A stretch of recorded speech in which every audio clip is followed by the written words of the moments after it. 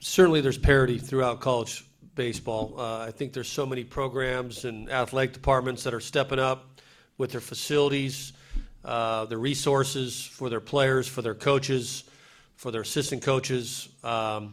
It's great to see. You look at the power conferences, everybody knows who they are. Any team could come out of those conferences at any time, but certainly you see some other conferences that come in and go to a regional and have a legitimate chance. So I think it's great. There's great college baseballs being spread throughout the country. You saw ESPN with the bases loaded segment that they had. I thought that was exciting, going from game to game. It really felt like a NCAA tournament. And rather than sit on one game, I thought they did a great job with that. And there's just a lot of good players and a lot of good coaches, and they're everywhere. 25, 30 years ago, maybe they're at, USC and Texas, and that's it. And now they're really spread throughout the country, and it's really a compliment to all these guys that they can recruit, they can develop, and certainly build a program that they can bring to Omaha and be proud of. I heard just talking about the final 8 teams here, and I heard someone mention that, so I don't know the accuracy of it, like the winning percentage of the 8 teams here may be the highest ever in Omaha, and I don't know that. I just heard somebody mention that the other night. And but we talk about it all year long as a team. There is so much parity, as John said, in college baseball, college sports.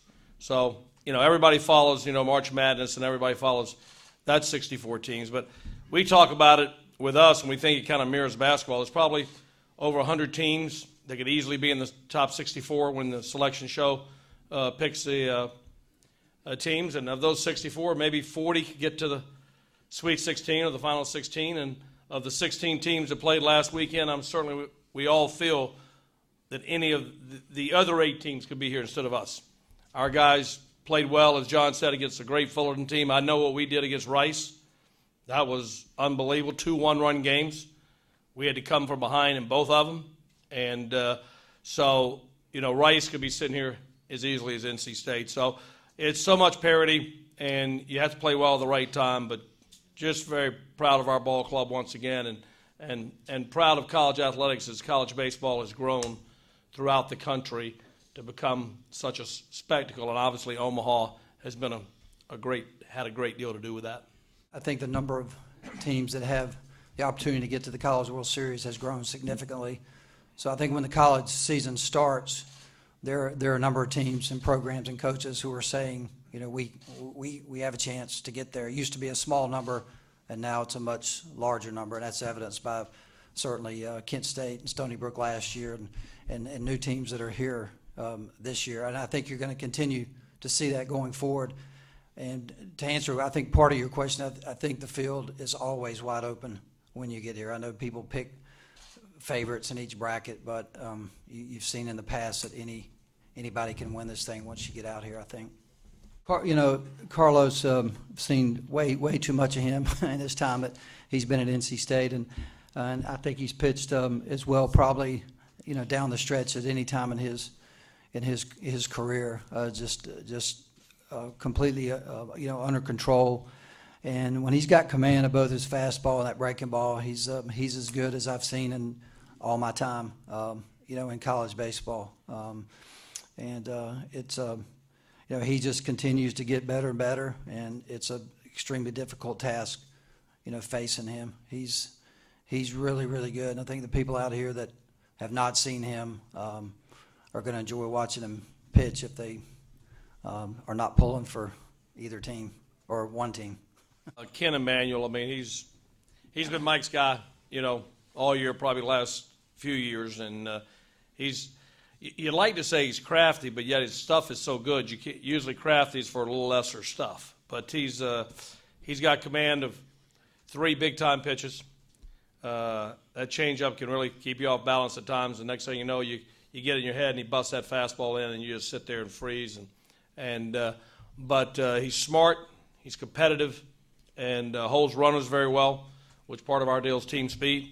So that's something he controls a little bit. He's one of the best pitchers in college baseball and should be quite a matchup. I think it's it's always nice to be able to say that you played on the field before, the next tournament. So is it an advantage? No. But is it familiarity? A little bit. We only played 3 games last year, so it's not like we were here for 5 or 6. I don't think anyone will have a home field advantage. Certainly some people will have more fans. That'll create a little bit, but I really think it gets back down to yourself and your team, your dugout, the way you approach it. We played Arizona here last year, which we're very familiar with, and they play in a similar ballpark.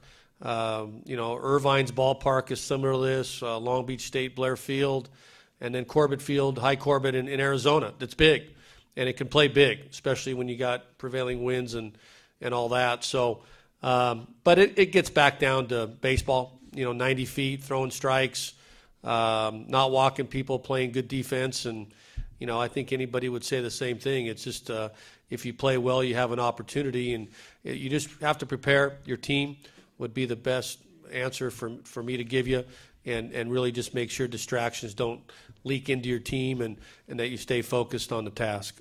We're going to have an awful lot of fans here. I know that, and everybody will think that it's a home field advantage for us from that standpoint. And certainly, we love to play in front of our people. But I think the coach speak that John just mentioned is absolutely right on.